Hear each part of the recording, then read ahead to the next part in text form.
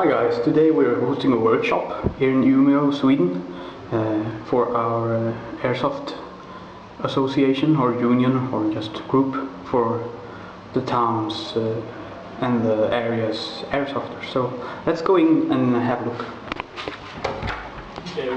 Jag älskar verkligen geologin. Folk brukar via en kunde säga tack och så kommer killen med gammal skål och bara men den killen var datorer vid tillfället. Han startade själv på generationer. Så den är så stoppar killen? Ja, det är det bästa jag ser som spelarna. Alltid måste man köpa begagnade delar. Nej, det ska man inte göra. De har lite kända personer. Det är ett slitköp. Är det en dörrplatta? Ja, fast många nya delar är också pitchade om man kollar på Nvidia-serier. 7-serien TI och eller 700-serien TI och 970. Ja, det var ju på tiden då 800 var det.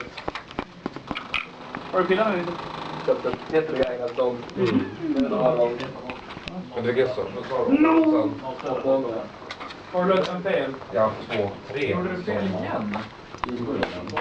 Jag hade G, T och Nej, plus minus är det.